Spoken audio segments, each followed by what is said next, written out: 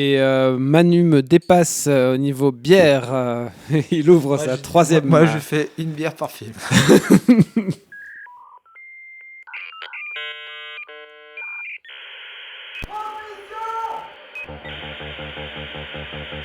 Yippee-ki-yay, motherfucker. Non seulement t'es vulgaire, mais t'es ordinaire en plus. Dick Laurent is dead.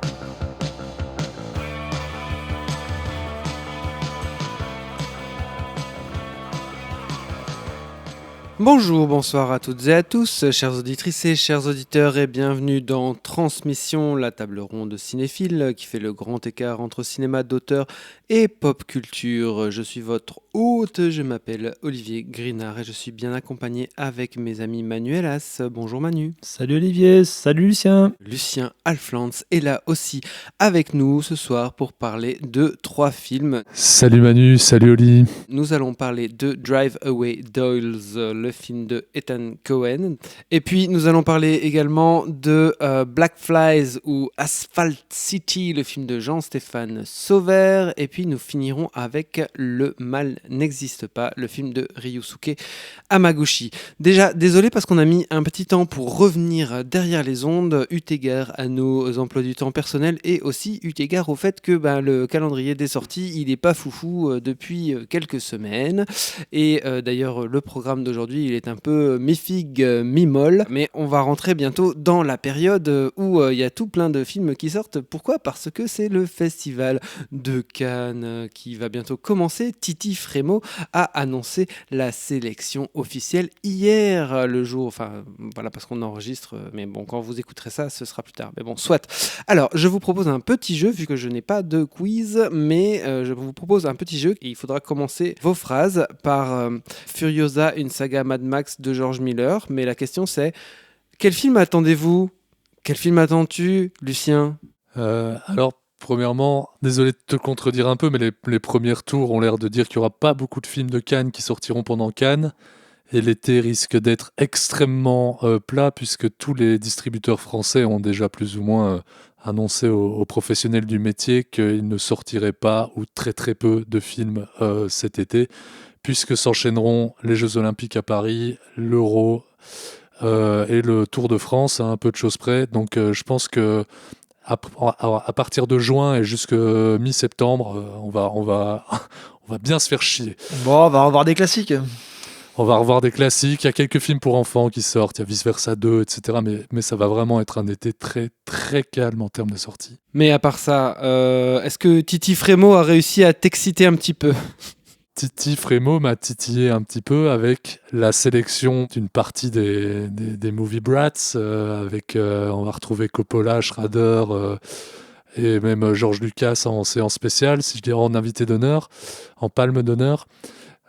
Sinon, voilà, on se change pas. Il y a un Yazanke, un Cronenberg, même si je pense que l'œuvre récente de Yazanke est plus intéressante que celle de Cronenberg. J'attends toujours les films de ces deux très grands réalisateurs. Et toi, Manu ? Moi, j'attends le Lantimos, forcément, hein. Tu t'en doutes. Hein. Et le Claude Lelouch. Plus sérieusement, c'est souvent plutôt dans les sections parallèles ou pas forcément en compétition officielle, excepté le Coppola sur lequel j'ai à la fois beaucoup d'appréhension et beaucoup d'attente, mais j'admire quand même le geste artistique de Coppola de faire table rase et faire tapis à la fin de sa carrière sur un seul film. Donc rien que pour ça, j'attends beaucoup du film. Pour nos auditeurs, on peut juste préciser que donc, le film de Francis Ford Coppola s'appelle Megalopolis et que pour le financer, ce bon vieux Francis a mis un peu tous ses deniers, ou en tout cas une bonne grosse partie de ses deniers, puisqu'il l'a autofinancé à hauteur de 130 millions de dollars. Tu veux dire qu'il a déshérité Sofia ? Oh, c'est dégueulasse. Mais non, ça sera plutôt moi dans les sections parallèles où mon intérêt va se porter, particulièrement carrément dans des sections hors compétition avec en séance de minuit le dernier film de Soi Chang qui nous avait beaucoup impressionné l'année dernière ou il y a 2 ans selon comment le film a été distribué avec Limbo. Et également, bien sûr, au-delà de la projection de Mad Max Furiosa, qui pour le coup sera Je crois qu'il est connexe à la sortie. Hein, genre, qui sera relativement connexe Ouais, à la c'est ça. sortie. Ben, il y a surtout le grand retour au cinéma et au western de Kevin Costner avec le premier chapitre de sa saga américaine Horizon.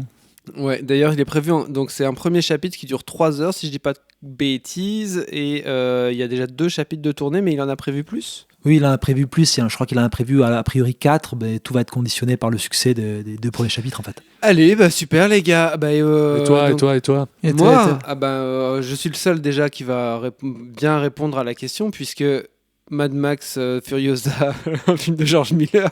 Et au-delà de ça, j'attends bien sûr le film d'André Arnold qui est en compétition. Ah oui, bien sûr. Pour créer un nouveau schisme au sein de Transmission. Voilà, pour créer un nouveau schisme au sein de Transmission, puisque voilà, c'est son grand retour à la fiction après avoir.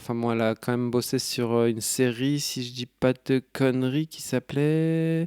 C'est pas Top of the Lake, c'est l'autre. Bah, bon, bref, soit elle a bossé sur une série, puis elle a sorti son documentaire Cow. Sur les vaches. Voilà, sur les vaches.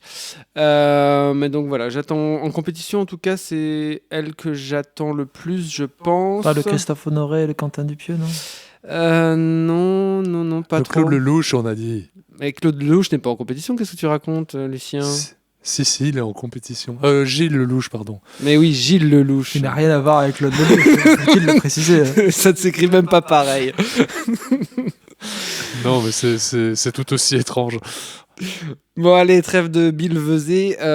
Nous allons maintenant passer au film de Ethan Cohen, Drive Away Dolls. I understand that you're unhappy, sir. We will find and deliver the package. We just want your friends. You cannot relate to the public, which in the service profession is a big handicap. Did the 2 creeps find you? They know we have their stuff. Maybe we sell it back, shake them down. Are they like wanted or something? Oh no, they're not in trouble at all. Yeah, I'm gonna help you break a big murder case. That is about the dumbest thing I've ever heard. And I'm a cop.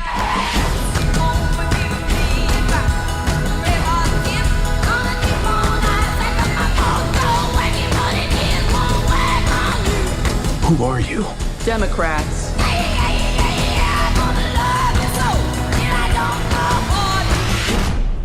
Wow, you've had a full day.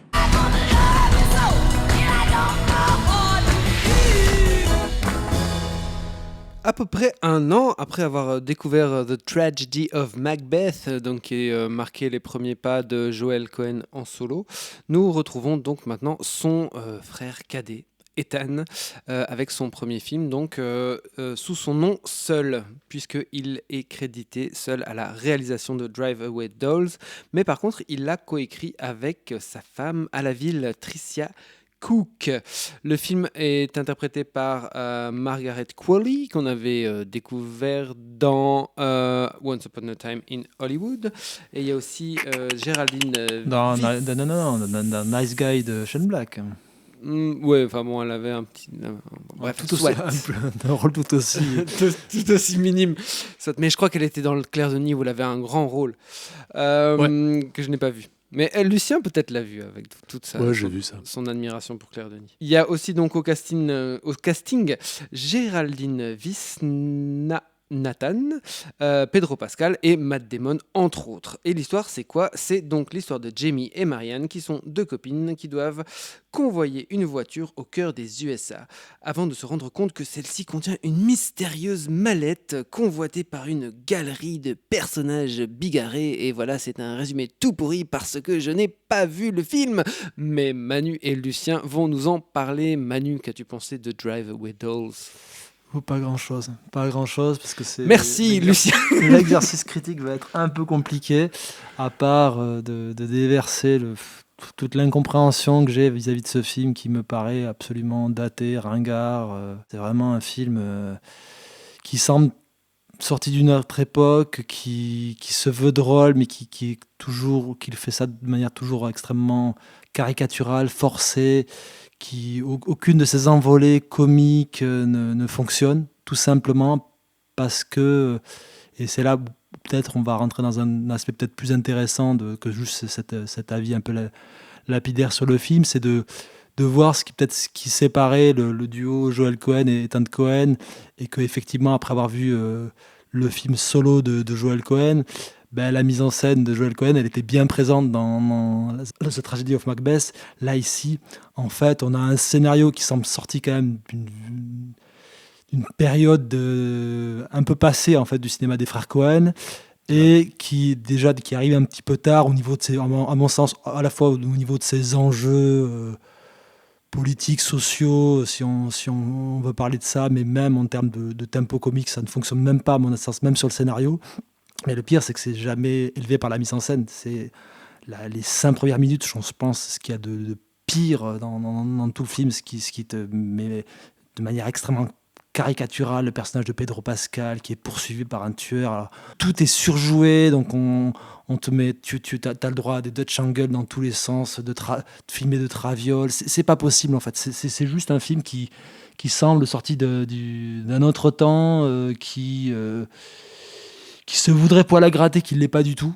Parce que tu as cette dimension de road movie lesbien que tu penserais un petit peu habiter, puisque Tricia Cook, la scénariste et la monteuse des films de frères Cohen, et la femme à la ville d'Ethan Cohen, a assumé publiquement d'être homo il y a je pense une dizaine d'années. Donc même sur cet aspect-là, en fait, le film n'apporte pas grand-chose. C'est juste intéressant pour se dire que peut-être la partie peut-être effectivement loufoque des récits des frères Cohen doit beaucoup à Ethan Cohen, mais en revanche, il a quand même besoin d'un réalisateur pour magnifier ses scénarios, quoi. Et là, c'est pas du tout le cas. Ouais, Manu vient de résumer exactement mon avis sur cette dernière phrase. C'est vraiment, je pense que le film vaut pour replacer, je veux dire, l'influence, hormis peut-être l'influence infrastructurelle. On sait que c'était plutôt lui qui produisait les films, enfin bon voilà, mais au niveau créatif, voir l'influence d'Ethan Cohen sur l'œuvre précédente des frères Cohen, en effet, sur le côté loufoque. Et il y a même, rétrospectivement, on peut se dire qu'il y a certains gags dans certains de leurs précédents films qu'ils ont fait en commun, parfois très bons, parfois moins bons. On se dit, ok, là, ça devait être une idée d'Ethan Cohen, parce qu'on peut y trouver plein d'acquaintances. Tu vois, t'as l'impression de voir quand même Joel Cohen dans un côté très cérébral, après beaucoup plus cérébral, mais même quand tu le vois en interview. Simplement, et en scène, quoi. Ethan Cohen comme un peu le trublion de leur duo. Mais même moi, là où tu disais effectivement, Ethan Cohen était souvent crédité à la prod des films, mais il était aussi le monteur des frères Cohen. C'est un film qui n'a pas de rythme, au-delà des problèmes de mise en scène. Chaque raccord entre chaque scène, sont ignobles. Et le pire, c'est que c'est des raccords en fait qui sont écrits au scénario. Mais c'est des raccords qui sont proposés automatiquement dans Final Cut, quoi. On sait qu'ils montent sur Final Cut, mais bon, voilà. C'est une catastrophe, quoi. Ouais, moi j'ai vraiment eu le sentiment, en regardant le film, je me suis dit, en fait, on dirait un comique des années 80 qui aurait essayé de se reconvertir sur le tard à des études de cinéma, et ce serait son film de fin d'études, quoi. C'est vraiment un film qui tente des trucs, soi-disant un peu osés, mais c'est juste moche, ni fait ni à faire, et l'ensemble est comme le disait Manu, mais extrêmement ringard. C'est daté à crever, que ce soit dans le propos, que ce soit dans la forme, que ce soit à tout niveau, dans l'humour, dans la représentation du lesbianisme, enfin à tout niveau. C'est un film qui est complètement hors de son temps, qui a très peu d'intérêt, si ce n'est, comme on disait, de le recontextualiser dans la carrière des frères Cohen, et de se dire que le film aurait pu porter un titre qui se serait rapproché d'un chef-d'œuvre de Peckinpah. Ouais. Le film aurait pu s'appeler Bring Me the Head of Pedro Pascal. C'est même assez étonnant, parce qu'en fait, chaque séquence, en fait, tu la compares à un autre film des frères Cohen, ouais. À chaque fois en plus réussi. C'est là où c'est un peu inquiétant, c'est de voir de chaque scène, tu envoies les déclinaisons, le trip psychédélique catastrophique à balle de vieux filtres Photoshop et des apparitions de Miley Cyrus au milieu de ça. Tu te demandes ce qu'elle fout dans ce récit-là, complètement grotesque. Ça peut évoquer un peu les moments un petit peu féeriques, on va dire, de The Big Lebowski. C'est un petit peu, tu sens le registre psychédélique qu'il essaye d'approcher. mais il n'y a juste pas de mise en scène, quoi. C'est juste un effet de filtre, de couleurs, et puis un personnage qui avance à l'avant-plan avec de la musique et qui rythme comme ça de manière complètement anarchique le récit, quoi. Ouais. Même à ce niveau-là, enfin, je veux dire, je dis peut-être une connerie, j'ai pas revu le film depuis quelques années, mais dans The Big Lebowski, c'était Bob Dylan sur cette scène-là. Là, il reprend, j'adore Funkadelic, c'est pas la question, mais même ces choix-là, en fait, t'as l'impression que c'est les choix d'un gars qui vit plus qui a pas bougé avec le monde, quoi. Il est resté quelque part dans les années 80, là où je pense leurs films en commun, No Country for Old Men ou ce genre de choses, même plus tard, c'est des films qui avaient encore un ancrage dans le monde contemporain. Là, on est vraiment on est vraiment face à une représentation d'un monde qui n'existe plus, quoi. Mais ça fait penser un petit peu à certains films dont ils ont enseigné que le scénario, que ça soit Gambit ou que ça soit là, ce film The Naked Man, etc. Ces films-là qui étaient des sortes de déclinaisons de leur univers, mais où tu voyais justement que leur univers décliné sans la mise en scène des Coen derrière, ça ne fonctionne pas. De Joël derrière, en fait. C'est ça, quoi. Donc, et pour préciser, je suis dur et on est dur avec le film parce qu'on a une grosse affection pour le cinéma des frères Coen, qui ont pour moi une des plus grosses filmos américaines de ces 20-30 dernières années. Mais je serais aussi critique si c'était pas un film signé Ethan Coen. C'est vraiment un mauvais film, en fait. Eh bien, après avoir mis au pilori monsieur Ethan Coen, nous allons, sans plus tarder, parler de Black Flies. You believe in heaven? I don't know if I believe in heaven, but I believe in hell. 1, 2, 3. How long you been on the job? A few weeks. Just got him from Colorado. I'm putting him in with Russ. I usually get here 10 minutes early, and I like to ride with partners who do too. Yes, sir. Tube me. They'll die if you don't tube me. Go, go, go. You think these people like you? Outside with the dog. We're trying to treat them. Меня смотри. You think you're saving people? I give you about 2 weeks. What's going on? 30-year-old female. She just gave birth. Took some heroin for the pain. How's the baby?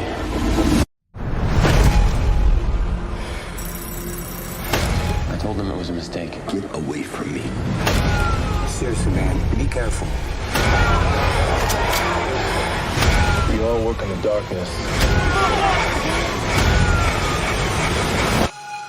Alors, Black Flies, ou dans certaines contrées Asphalt City, notamment chez nous en Belgique, c'est le nouveau film du Français établi aux États-Unis, Jean-Stéphane Sauvert, qui avait signé avant cela Johnny Mad Dog et aussi Une prière avant l'aube que nous avions chroniqué ici il y a quelques années. Alors, c'est l'adaptation d'un livre paru dans les années 90 qui s'appelle Black Flies aussi, signé Shannon Burke, mais qui était sorti en France sous le titre 911, ou plutôt 911. Puisque c'est quoi en fait l'histoire ? C'est une histoire d'ambulancier, un film qui se déroule à New York. Le personnage principal s'appelle Cross, c'est un jeune ambulancier qui fait ce job en espérant pouvoir intégrer des études de médecine par la suite. Et d'ailleurs, donc il économise de l'argent en vivant dans un 2 pièces tout pourri à Chinatown. Et il fait équipe avec Gene Rutkowski, qui dit Ruth, tout le monde l'appelle tout le temps Ruth, et lui, il est interprété par Sean Penn. Qu'est-ce qu'on peut dire de plus ? Donc Ty Sheridan joue Cross, il y a aussi Sean Penn, il y a aussi Michael Pitt, qui était donc le Kurt Cobain de Gus Van Sant il y a quelques années, et il y a aussi Catherine Waterston, donc, qui était dans le film de PTA qui s'appelait, adapté de... Thomas Pynchon. Thomas Pynchon, ouais, tout à fait. Je ne sais plus, je ne reviens plus dessus. Inherent Vice. Et il y a aussi Mike Tyson qui joue dans le film et qui ne joue pas son propre rôle. Qui joue bien, contrairement à ses rares apparitions au cinéma. Ouais, ça se discute. Voilà, donc c'est moi qui vais commencer sur Black Flies. Le film était en compétition à Cannes en mai dernier et il s'est pris une bonne volée de bois vert, mais nous, on va être un peu plus mesurés, je pense. Enfin, voilà, c'est un peu le système cannois qui fait qu'on est tombé à bras raccourcis sur ce film qui a certaines qualités. Chaque année, il y en a un. Ouais, voilà, c'est clair. Je pense qu'il y a une configuration de plein de choses sur la réception cannoise, à la fois ce qui s'est enclenché depuis quelques années avec les films de Sean Penn ou avec Sean Penn. Je pense que ça fait partie un petit peu du deal de la réception cannoise. Et je pense aussi de ce qu'est réellement le film, de ce que montre le film, d'une certaine Amérique qu'on voit plus trop aujourd'hui au cinéma. Et je pense qu'il y a eu certaines confusions entretenues à ce moment-là sur le film, son rapport au monde, la société. C'est des accusations un peu de racisme placées sur le film qui me semble un peu déconnecté de ce qu'est le film et ce qu'en fait peut-être les gens ne veulent pas voir, ne sont plus habitués à voir au cinéma. Bah, faudra que tu développes, Manu, c'est dommage que ce soit à moi de commencer en fait. Mais donc, ouais, je comprends pas très bien où est-ce qu'on peut taxer ce film de racisme, mais bon, soit. Moi, il y a des choses que j'ai appréciées. J'ai globalement apprécié le film. Je trouve que Jean-Stéphane Sauvert maîtrise assez bien une forme de mise en scène un peu du chaos dont on était plus habitué. J'ai l'impression il y a une dizaine d'années. Je pense notamment au film de Catherine Bigelow, certains films de Catherine Bigelow comme Des mineurs par exemple, certains films de Paul Greengrass. Donc c'est-à-dire une espèce d'impression de documentaire, impression de réalité, une caméra qui bouge énormément, qui va choper des petites choses, des petites informations à droite et à gauche dans une espèce de, voilà, en tout cas une impression de chaos. Je sais pas à quel point c'est maîtrisé, mais bon, ici ça fonctionne plutôt bien. En fait, le film réussit très bien à te plonger justement sur le bitume, sur l'asphalte, directement avec les ambulanciers. Il arrive très très bien à te donner cette impression de réel, à te donner cette impression d'y être en fait. Il y a énormément de petits détails qui sonnent justes. Oui, parce que justement, pour faire une petite nuance, parce que tu parlais du cinéma de Greengrass, à mon sens, souvent singe le réel par des effets de caméra portée, de manière de secouer la caméra. Là où effectivement on a beaucoup de caméras portées dans le film de Sauvert, mais c'est surtout la précision du détail, de l'arrière-plan des personnages, etc., qui donne ce sentiment de réalisme. C'est pas vraiment dans le même type de cinéma. Je le séparais un petit peu de ce que tu disais par rapport au cinéma de Greengrass. Mais je te parle juste de Greengrass. l'utilisation de la caméra.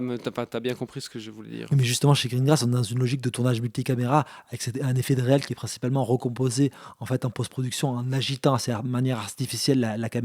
Là où chez Sauvert, on est plus dans une logique de plan-séquence qui est effectivement recomposé au montage, mais qui n'opère pas du tout de la même manière. Mais soit. Donc là, je trouve que le film est assez réussi. On est vraiment collé à ce personnage de Cross qui est quand même assez épais, tout de suite attachant. Et je trouve que dans son côté chronique, en fait, le film fonctionne plutôt très bien. Il y a toute une galerie de personnages qui sont très typés, dont on se souvient de beaucoup. En plus, les scènes sont diversement tragique en fait, la globalité du film est plutôt sur le ton du tragique et du grave, mais il y a de temps en temps des personnages qui vont apporter une touche un petit peu plus décalée ou de légèreté qui va faire que finalement tout n'est pas aussi ras du bitume que l'impression d'ensemble que le film peut donner. Sur ce côté-là, je trouve que le film fonctionne assez bien et Sauvert, il est assez doué aussi pour augmenter très très vite la tension au sein des scènes, notamment donc en utilisant cette caméra qui est toujours en mouvement et aussi le recours au son, le travail du son. Je pense notamment à une scène où donc les ambulanciers vont chez un mari violent quoi, et il utilise le son du métro à l'extérieur pour apporter de la tension dans sa mise en scène. Et en fait le côté oppressant de cette scène monte très très vite comme ça avec vraiment assez peu d'éléments finalement. Là où je trouve que le film fonctionne moins bien, c'est quand il essaie de faire rentrer davantage de narration en fait. À la fin, vers le dernier tiers du film, on va dire, il y a un thème qui apparaît beaucoup plus clairement dans le film qui serait sur le statut, plus ou moins le choix qui pourrait revenir à ces ambulanciers de pouvoir décider de la vie ou de la mort des personnes qu'ils secourent. Et je trouve que ce thème-là, il aurait pu être intéressant, mais je le trouve trop peu traité ou un peu maltraité, un peu Je trouve que le film n'est pas juste là-dessus, alors qu'il en fait un peu des caisses dans son dernier tiers, et c'est, enfin voilà, moi ça m'a un peu gâché le plaisir, quoi. Je suis pas d'accord en fait que le film. Parce que je suis relativement d'accord sur plein d'aspects avec toi sur ce que tu as déjà dit, donc je vais pas faire une redite sur ça, mais pour préciser sur justement cet aspect de ce qui se déploie dans le dernier tiers du récit, je suis pas d'accord. En fait, il le travaille beaucoup plus tôt en fait, mais il le travaille par une imagerie, notamment une imagerie qui a trait à une imagerie religieuse, puisque c'est assez explicite. Il convoque toute une imagerie religieuse autour de l'archange Michael. Donc tu as à la fois les ailes sur le blouson de Ty Sheridan quand il arpente les rues de Chinatown, carrément un tableau, je crois, de l'archange Michael Dans sa chambre. Dans sa chambre. Et donc tu as déjà cette idée de ce personnage qui est chargé de faire le lien entre la lumière et les ténèbres. Donc ce personnage qui est déjà dans cette forme d'entre-deux, qui pèse la balance des âmes. Donc ça, c'est déjà présent d'une certaine manière. Et malgré toute la noirceur de tout le film, c'est un film qui a un chemin quand même vers la lumière d'une certaine manière. Ce qui est assez magnifiquement, à mon sens, traduit dans le tout premier plan du film, qui est un plan où tu vois le visage en gros plan de Ty Sheridan dans cette ambulance. Pendant tout un temps, ses yeux sont clos. Et tu pourrais avoir l'impression en fait que c'est Ty Sheridan qui a emmené lui-même aux urgences, qui s'achemine vers la mort, jusqu'à ce qu'il ouvre les yeux et que tu comprends qu'il est à l'arrière d'une camionnette d'ambulance prêt à intervenir. Et donc tu as cette bascule de ce personnage-là qui, à un moment, vit dans l'obscurité et va tout d'un coup rouvrir les yeux. Et c'est ce chemin-là qu'il va faire, parce que d'une certaine manière, il va être condamné à rester dans ce monde-là, puisque tu as carrément une scène, là aussi avec une imagerie religieuse assez forte, le dernier échange qu'il a avec la femme qu'il fréquente. C'est vraiment filmé comme une vierge à l'enfant. Ils sont séparés par une grille, tu as l'impression d'être dans un confessionnal. Et toute cette idée où tu sens un manquement dans le film, pour moi, elle est traduite en filigrane tout au long du récit, mais par une imagerie. C'est pas quelque chose qui se traduit dans le scénario en tant que tel. C'est vraiment véhiculé par la mise en scène. Et pour moi, ça me paraît pas étranger tout d'un coup, la bascule qui s'opère de manière narrative réellement à la toute fin du film, avec un des destins tragiques d'un des personnages, quoi. Ouais, je comprends ce que tu veux dire, mais il y a toute une série de signes qui, en effet, peut-être annonce cette fin, en tout cas le dernier tiers, où ce thème est ramené de manière beaucoup plus frontale, mais n'empêche qu'il est ramené de manière extrêmement frontale, et l'imagerie religieuse est aussi extrêmement frontale dans tout le reste du film, quoi. Donc t'as le blouson avec les ailes, à un moment t'as carrément un plan où le personnage de Cross déploie ses ailes alors qu'il n'en a pas vraiment besoin, quoi. C'est vraiment un film qui est là pour l'imagerie, quoi. Enfin, un plan qui est là pour l'imagerie, tu vois. Ouais, après, moi ce que j'apprécie quand même beaucoup dans le film, et c'était déjà le cas des autres films de Sauver, c'est cette forme, à mon sens, d'hyper-réalisme qui travaille, où vraiment il arrive à te faire ressentir les matières, les corps. Tu parlais du travail sur le sound design qui est juste dingue là, dans la manière de t'immerger au cœur des scènes, et cette idée en fait où tu te rends compte qu'en fait ce qui me manque beaucoup dans le cinéma américain, c'est ce cinéma qui raconte en fait l'héroïsme des petites gens. C'est un cinéma vraiment de blue collar qu'on voit plus en fait.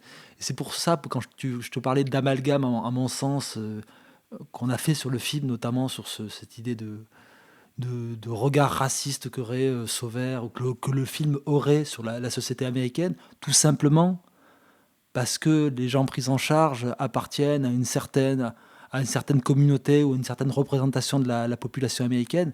C'est d'une connerie sans nom, c'est juste de la sociologie. Mais juste, je pense qu'on n'est plus du tout habitué à filmer cette Amérique-là. C'est vraiment un film qui témoigne de l'Amérique d'aujourd'hui.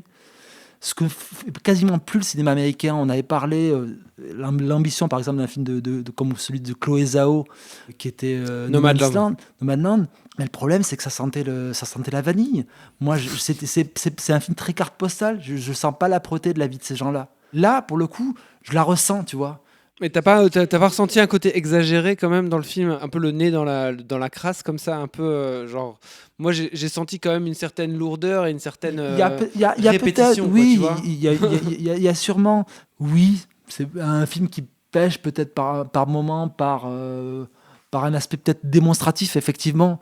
Mais c'est tellement rare en fait ces films-là. Tu vois, même quand je repensais au film, je me disais quels sont les films américains qui m'ont redonné à voir un petit peu un New York ou une part d'Amérique que j'ai pas vu depuis un bon bout de temps. Il y en a pas beaucoup. Il y a le film des frères Safdie, Uncut Jim, que j'aime pas forcément trop, mais qui tentait ça. À mon sens, il se perdait parce que justement, c'était un film qui avait un sens de la topographie assez problématique, mais il tentait malgré tout ça. Ils sont rares, en fait, ces films-là. Et je trouve que de ce point de vue-là, le film de Sauveur est un film assez précieux, quoi. Très bien, mais moi j'ai rien à ajouter sur le film. Lucien, tu as quelque chose à dire malgré le fait que tu n'aies pas vu le film? Non, c'est vrai que votre discussion me rend curieux. J'avais plutôt aimé les 2 précédents films de Sauveur. Votre discussion me donne davantage envie de voir celui-ci, me donne encore plus envie de voir celui-ci. Je trouve que, enfin, ça n'a rien à voir avec votre discussion, mais je trouve que qu'on en a trop fait avec Sean Penn à une époque, bien que son film sur le Darfour soit une purge innommable. Mais on oublie parfois que c'est vrai qu'il a fait très peu de bons choix dernièrement, mais ça a été un grand acteur et ça a été un très bon réalisateur. Il n'est plus ni l'un ni l'autre aujourd'hui, je pense. Mais voilà, j'ai toujours eu de la sympathie pour ce gars-là. Et je trouve que je comprends l'accointance qu'il peut y avoir en les écoutant parler entre Sean Penn et Sauveur. Là, il est pas très très bon, je trouve, dans le film. Par contre, Ty Sheridan est très bien, je trouve. Il est souvent très bien. Très bien, bah écoutez, je pense qu'on va s'arrêter ici pour le film de Jean-Stéphane Sauveur et on va passer au dernier film de la soirée qui est Le mal n'existe pas de Ryusuke Hamaguchi.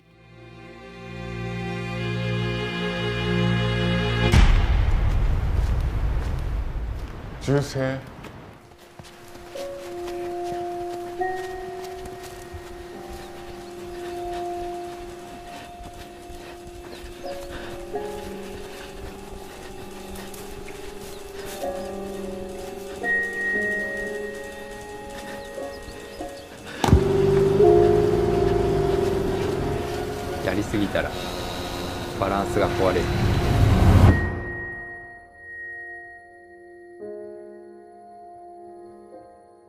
Voici donc venu le nouveau film de Ryusuke Hamaguchi, le réalisateur japonais qui avait été révélé par Senses et Asako 1 et 2 il y a quelques années, et puis ensuite adoubé sur la scène internationale du cinéma art et essai par le succès de Drive My Car.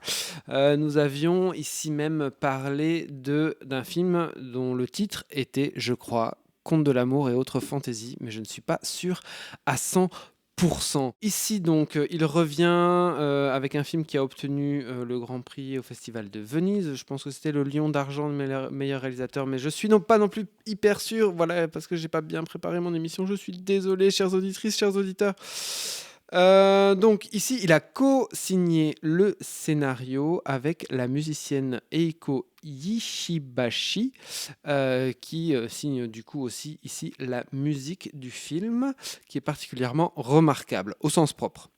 Voilà, l'histoire c'est quoi? C'est l'histoire d'un monsieur qui vit dans les bois, qui s'appelle Takumi et qui a sa fille Anna. On ne sait pas où est, qui a genre 8 ans, je crois que c'est dit dans le récit.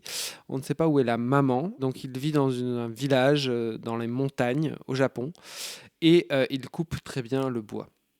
Et un jour, il y a des promoteurs immobiliers qui arrivent parce qu'ils veulent implanter au sein du village... Glamping. Voilà, glamping, un espèce de complexe de tourisme, de glamping, donc une contraction entre glamour et camping. C'est la version d'un film de Franck Dubosc tourné par Visconti, c'est ça?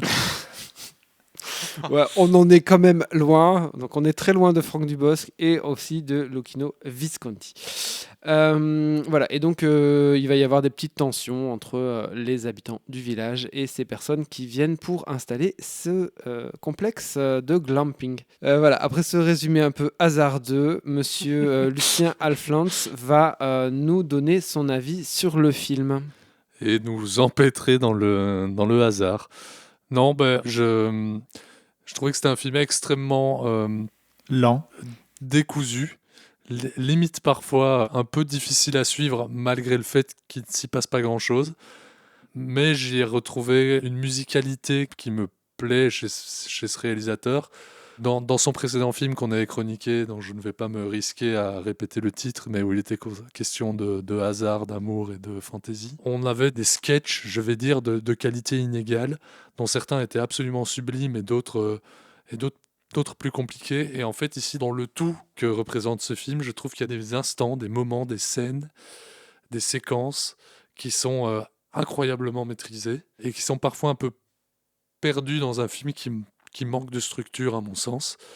Même si je ne peux pas tout à fait l'objectiver, je veux dire, c'est un horrible mot pour parler de cinéma, mais voilà, je trouve qu'il y a une scène de, je sais pas, peut-être 7 minutes où on voit un mec débiter des bûches et puis les fendre. Alors je sais pas si c'est parce que j'adore débiter des bûches et les fendre, mais j'ai trouvé ça fascinant à regarder, pardon.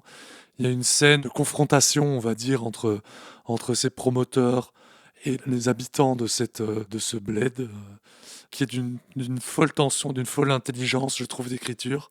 Donc voilà, dans l'ensemble, je trouve que c'est un film qui, malgré sa lenteur et son manque de structure, son manque de tenue, est un film qui est très loin d'être désagréable à regarder. Bon, ben moi je vais enchérir de manière peut-être un peu plus positive encore que toi.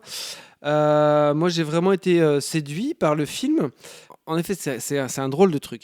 Donc, au début, tu as peut-être un quart d'heure, 20 minutes où il se passe un peu rien, où tu es avec ce gars qui débite des bûches. Il y a sa fille qui marche dans la neige, qui regarde la nature. Qui remplit des jerrycans d'eau. Voilà, le gars remplit des jerrycans d'eau. Et tu regardes ça et tu te dis. Il les ramène à sa voiture. Et qui repart. Il les ramène à sa voiture. Il remplit ses bidons et il repart. Ouais, et tu te dis, mais.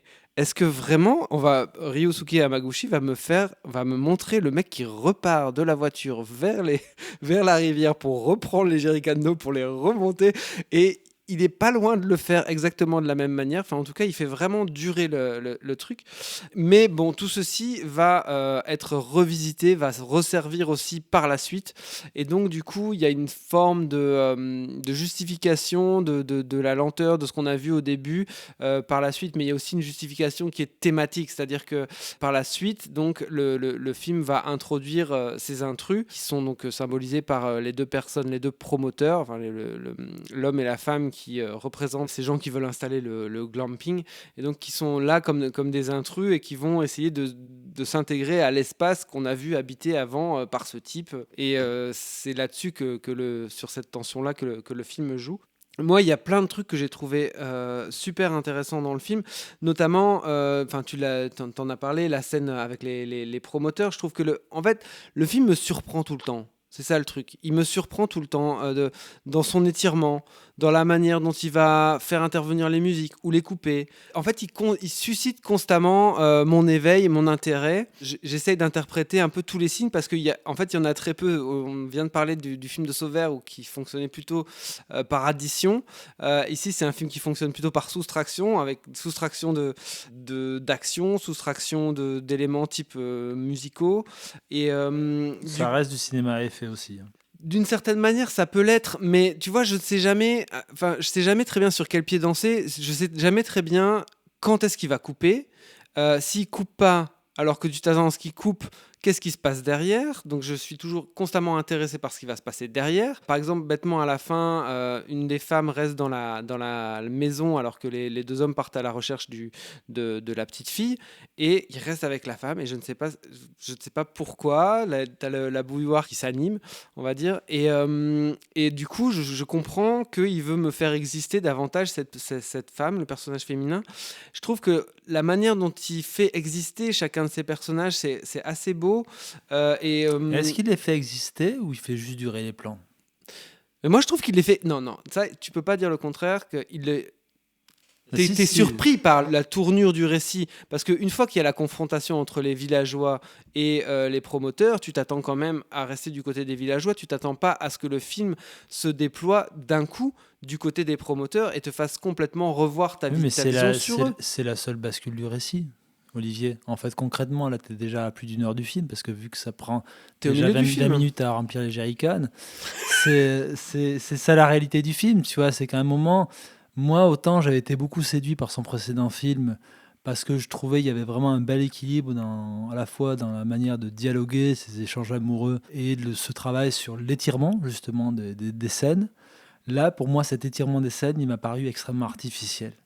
Je l'ai vraiment senti comme un effet de mise en scène récurrent, où vraiment tu sens scène après scène, ça va être l'idée, on va étirer les plans, on remplit le jerrycan, on coupe le bois, mais aussi les longs plans non stabilisés, dégueulasses, à l'arrière de la bagnole, où on va suivre la bagnole. C'est vrai qu'il y a des trucs assez dégueulasses d'un point de vue technique. C'est moi la problématique que j'ai, c'est qu'en fait, je ne m'intéresse pas en fait, à ce film-là, je le regarde de l'extérieur parce que je ne vois que des effets, je ne vois que des dispositifs, et en plus, pour moi, il y a une grosse contradiction dans tout ça, c'est que ce travail sur la lenteur, il se finit dans une précipitation immense à la toute fin du film, absolument pas satisfaisante. T'es à la limite du gonzo à la fin.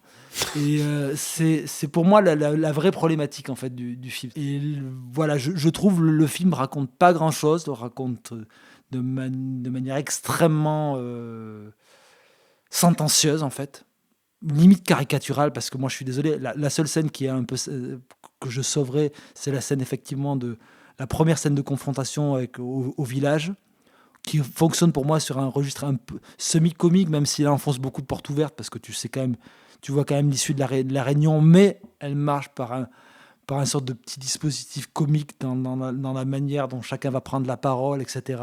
Comment les personnages sont croqués au sein de la scène, là ça fonctionne bien. C'est bien écrit, ouais. Il a un vrai sens du tempo, et c'est pourtant, pour le coup, la scène qui joue le moins de cet aspect j'étire. Mais quand même, elle est super longue cette scène. Hein. Oui, mais elle se tient. Je trouve c'est vraiment un excellent. Elle se tient. Mais parce que tout simplement, moi, ce que j'aimais dans son précédent film, c'est effectivement, il y avait la longueur, mais il y avait du dialogue, il y avait des échanges entre les personnages. Là, je vois des plans qui s'étirent, ces longs plans en bagnole, qui pour moi, tu les enlèves du film, c'est vraiment des affaîtries. Et des fois, j'en parlais parce qu'on a vu le film ensemble avec Olivier en sortant du cinéma, des coquetteries visuelles qui tiennent même pas en fait la route en termes de dispositif de mise en scène. La scène où la première fois où il va chercher sa gamine à l'école, c'est des points de vue de mise en scène qui ne tiennent pas, qui sont incohérents avec ce que le plan a mis en place auparavant et ce qu'il déploie par la suite. Il faudrait voir le film parce que c'est très complexe d'en parler comme ça juste sans avoir un visuel pour attester ça. On va parler juste techniquement de point de montage, mais je veux dire, où chaque plan, le point de montage, c'est le personnage va rentrer dans le champ, traverser tout le champ parce qu'on est en plan large, puis ressortir. Et tu vas couper uniquement 2 secondes après que le plan soit terminé. Et il y a une facilité de mise en scène et de montage qui à un moment m'épuise. Pour moi, autant c'était une qualité dans son précédent film, là pour moi ça commence à tourner sérieusement. Lucien, vas-y, sauve-nous un peu. Je trouve que Manu est dur. Après, je comprends certains de ses arguments. En fait, je comprends que si tu t'arrêtes à ça, tu vois plus que ça et tu passes à côté de tout ce qui peut être intéressant. Ouais, mais concrètement, il y a quoi dans le film à côté ? Déjà, comme je te dis, il y a une, comme je disais tout à l'heure, il y a une scène qui est assez brillante. Je trouve qu'elle est extrêmement bien écrite, qui est extrêmement tenue rythmiquement, où les acteurs sont excellents et qui est assez maligne dans ce que la scène crée comme remous dans son propos. Et je pense que tout le film tente, et pour moi réussit à certains moments, de te faire ressentir, de te montrer la temporalité de la vie rurale.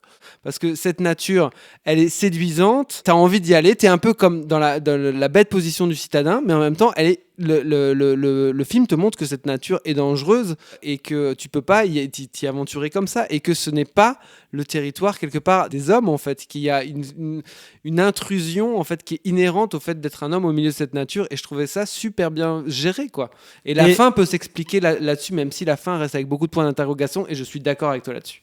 Ouais, mais justement, qu'il y a une confrontation, une réalité, une réelle dissension, je veux dire, rythmique entre la vie rurale et la vie entre la nature et la vie des hommes, quoi. Et ça, c'est quelque chose que le film rend bien. Alors, je suis pas d'accord parce que rythmiquement, je pense que le film est sur le même rythme tout du long. Il n'y a pas une opposition entre le rythme de la campagne. Il y a une opposition entre la campagne et la ville, mais il n'y a pas une opposition rythmique à mon sens. Et pour le coup, cette opposition, tu m'excuseras, elle est quand même sacrément caricaturale. Le bonhomme de la campagne qui sait bien tailler ses bûches et l'autre qui ne sait pas tailler ses bûches et qui a très envie de tailler ses bûches et qui est très content quand il a taillé sa bûche. Tu m'excuseras, mais je veux dire, il faut en passer par là. Et quand je parlais aussi du problème de la précipitation de la fin, c'est qu'à la fin, tu ressors du film, tu te dis, mais what the fuck? On est quand même dans une situation, je suis obligé, on va un peu spoiler le film, on se retrouve avec tout d'un coup le personnage de la petite fillette dont tout le monde est à la recherche, qui est retrouvée à la toute fin du film, elle est face à un cerf, et ce cerf est blessé, donc on peut supposer que le cerf va l'attaquer. Et alors la réaction de l'homme de la ville qui ne comprend rien à cette dure nature s'avance pour essayer d'intervenir, et le père, au lieu juste de le retenir, va l'étrangler jusqu'à suffocation. Donc on est quand même dans une logique absolument aberrante en termes de comportement de personnage, qui fait que je pense que quel que soit l'avis qu'on ait vis-à-vis du film, on n'en sort pas satisfait à ce moment-là, quoi. Non, mais ça, je suis d'accord. Oui, bien sûr. Et tu mets le doigt dessus en parlant de précipitation dans un film qui ne fait que éviter la précipitation.